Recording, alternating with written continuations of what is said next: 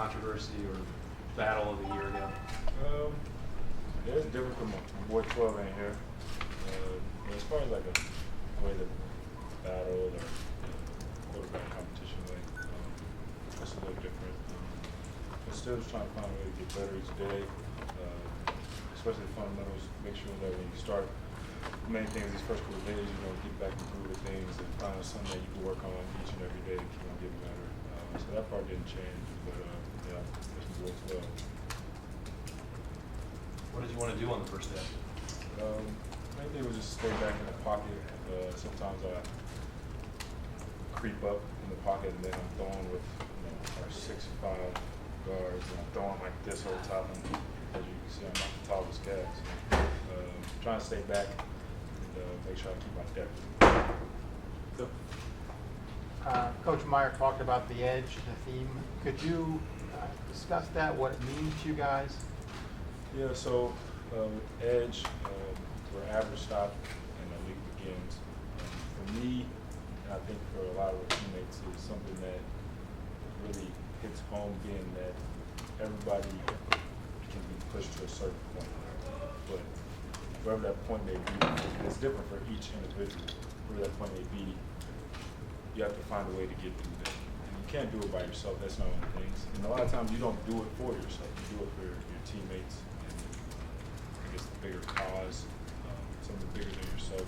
So I think with that, it's something that everybody's pushing towards. So when that point comes, because you don't know when it's going to come. Like we talked about, last year it could have been Indiana for some guys, and the year before that it could have been Penn State. I know for myself. So it's the point where you feel like you can't go any further, but then you realize that it's bigger than yourself, and it gives you the extra motivation and push that you need to get beyond that lead.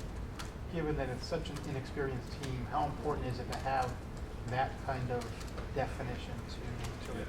So with being a young team, I think just having something like that, because for a lot of those guys, they haven't even played a snap, so let alone where it's like on the road and it's overtime and we're down by 7. You know what I'm saying? But you try to create those situations in practice so when they come, game time, and when they do come, because it's going to come in the season, we don't know when, but just try to make sure that they're ready. I think, like you said, the definition of young guys is very narrowed down, so it's easier for them to understand. Right. JT, is there anything that maybe you're taking approach-wise specifically when it comes to getting the ball to these wide receivers? I mean, obviously they're talented, but they're inexperienced. So I mean, maybe you can elaborate on some stuff that you're doing specifically to get these guys ready. I just got to keep on working on just throwing on time, getting it out of my hands as fast as I can, which that means on time, not trying to hold it, so I can get in their hands and let them do what they can to do, and that's make plays. You know what I'm saying? Like, I don't want to sit back there and run around. Just run away from the big 6'5", 275 DNs. Like, that's not why I came. I came to throw the ball, get it out of my hands so they can do their job. So I think myself is helping understand like spacing of things. Passing things about spacing and timing. So understanding spacing and then understanding the timing. So whether it be an in-breaking route, and let them understand like, hey, you got time to work because we have another route right here. So you don't have to rush into it, but still have to create space and with, let time develop and let that happen. So I'll be able to get you the ball when it needs to be and not early because then it's too congested. So things like that, for example, those are things I try to do. Anybody standing out to you? I mean, I know it's only the first day of practice. No, not really. I'm happy to see my boy Noah back. That was my man. Last year was good to see him back. But like you said, it's the first day of the week. And everybody's like, my day wasn't good. You know what I'm saying? So it's just one of those things we get back into the flow of things. And in a week, we have a different conversation. Yeah, JT, you just touched on it. When you think back to last year, and I know, I'm not trying to get you to dwell on it, but y'all lost, Noah Brown and Corey Smith. Corey Smith was coming on. I mean, those were 2 of your 3. How tough was it to get a passing game going as you watched it from the bench and then stepped in there? But then number 2, what do those 2 guys especially bring to the table that you saw maybe even today? Yeah, I mean, I'm not going to say that it prevented us, Yeah. do well in the passing game. I think there was a lot that as quarterbacks could have done better, and then also the receivers that we did have, because we were deep. We were still young guys like KJ, Torrance, things like that. Those guys were still young, but having them back was just better for us because you know that they're smart enough to be interchangeable on that X and Z, so the outside guys. So with that, it helps us play faster, and know that I don't have to worry about them a lot of times. We're not having the same conversation like I would with a young guy like Austin Mack. You know, saying, hey, calm down, no understand, like just said like the spacing of things, whereas no one clearly understands because they've been around. So I think that's something that's good to have back, and then just confidence with those guys as well. Like Noah, I trust that. Yeah. Noah's the guys on top of Noah. I could just put it anywhere around Noah. Noah's gonna get it. I feel like Noah has my back, and when the ball's in the air, it's his. You know what I'm saying? Where some time the young guys, they still have to develop that, and that's still technique type of stuff. But I know with Noah Cordell, that mentality, like, hey, the ball's in the air, it's mine. Especially when it's in my area. Yeah. That's something good to have. So Noah's kind of your Marvin Harrison. No, sure. But to pass that, I'm just looking at that group of receivers when you guys were warming up, and I mean, hardly any of those guys have played. You know, can you get enough? You're a quarterback. Can you get enough experience with those guys in a preseason camp to make it to group it? Yeah, I believe so. I think, especially the way we practice, it's not easy by any means. So I think with the reps that we have and the plays that Coach Mars is going to give us, I think we're going to be ready. The guys are going to stand out there first snap, playing Bowling Green. Those guys will be ready. I'm going to have confidence in them.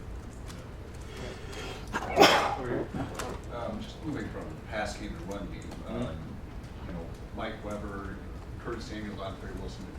You lose Zeke, but as you start camp, how confident are you that running game's going to be at the level you guys want? Coach Alfred, he's going to have those guys ready to go. There at Ohio State, that's what we're about. We're going to run the ball. We're not shy to say that. We're going to run the ball and do it well. So with that being said, I don't have any lack of confidence, or there's not going to be any hesitation with those guys and calling those type of plays. Coach Alfred's going to do a great job of making sure Mike Weber's going to be ready, and Curtis, he's been back there before. Same thing with Dontre. Dontre is going to get a little more inside stuff, which he could definitely do. What, just Mike Weber, what jumps out about him? I think the main thing is, so he's low to the ground. I think he's a very hard runner, but it's hard to get at his legs because he's so low. I'm not saying he's the shortest, but the center of gravity is low, so I think that would make it difficult to tackle. And then he has a motor like any other. I think with him being behind Zeke for a year, same thing with Curtis when he was back there in 2015. When Coach Alfred teaches and then seeing somebody do it in front of you, then you see that playing running back, it doesn't matter blocking, running, run blocking. For me, all these different things, like you just got to go at a high tempo all the time. And I think he's definitely learned that from Zeke, which is going to come out in this game. JT, I know you spent a ton of time with him over the years, and you were friends off the field too. But on a day like this, do you miss Cardale, or are you like, oh God, I'm done with that guy. I'm glad he's gone. I'm sick of dealing with him. No, Cardale, we all know he's a character. But I do miss him just because our room is not as lively. I mean, it's hard to get emotion when you watch. Y'all got to talk to Joe Burrow in a couple of years, try to get him to smile. Tough duty. You know what I'm saying? But Cardale, he was something in in our unit room that was helping everybody relax and just had something crazy to say. I'm probably going to call him, FaceTime him nice if he's there too. They still in camp, see how his day is going. But when he told me he's getting better, so I think it's good. I mean, have you guys communicated much since Yeah, I you talked to left? him, what's today, Sunday? Probably Thursday I talked to him. Do you think you'll always sort of have that connection just because of being in the room together and competing against each other and being friends? Like, will that always sort of stay with you? Yeah, I believe so. He's just one of those people, I knew he had my back. And I think when you compete against somebody, I think that was the kind of thing I think oftentimes, I guess, throughout the past and history, that when you compete with somebody, it's almost like you don't like them, or things like that. With me and Cardell, it wasn't like that. Like, if he did something, I was happy for him, and then if he needed help with something, whether it be me or him, we helped each other out. And I don't think that was a common thing, and it was hard for some people to realize that. Like, I don't know how many times people ask me, like, you and Cardell are really friends? Yes. You know? And it was weird because that's all I knew. I mean, I really didn't compete for a position, I guess, before. But yeah, that was my guy. I think that's a life relationship on that. Dave? Are you calling Michael Jordan still Marcus Jordan? Has he earned the right to be called Michael Jordan yet? And then Mike Jordan, I call him Michael, same thing. I was just something I messed with him about, but no, he's doing well for us. I think with reps with him, he's going to get better. He's real physical up front. I talked to Raekwon about it, and I feel like Raekwon is a top linebacker, so Raekwon says that he like Mike Jordan at that guard position, and I think that's some respect. How do you feel about the offensive line overall? Obviously, you have Pat Elflein coming back, even though he's moving to center. You have Billy Price coming back. Jamarco Jones is locked in. How do you feel about the O-line overall? Yeah, overall, I think we're going to be good. I just got to get those guys, make sure we keep them flying around. I know sometimes the O-line, and we're playing up-tempo offense, they're looking at you like, man, I hate you. But I got to push them because if it comes down to the game, they're going to be more tired than us. We've been doing it. So just, give them the looks, but let's get it together, baby. Keep on pushing. But no, I think all those guys that you mentioned, Coach Taylor's going to do a great job of having them ready to go and getting real physical in front. Got time for one more, Mitch? This is such a young and inexperienced team. Does it feel different starting camp with these players than say like last year when you had everybody coming back? And if so, how? I don't think it feels crazy different. Even with the guys we had last year, it wasn't like, I guess the approach was any different. Like, we still had the same type of install with our basic plays, making sure that we get really good at those plays. And that's the same thing we did here. So even as, I guess, the experience we had last year, it wasn't like there was a different approach.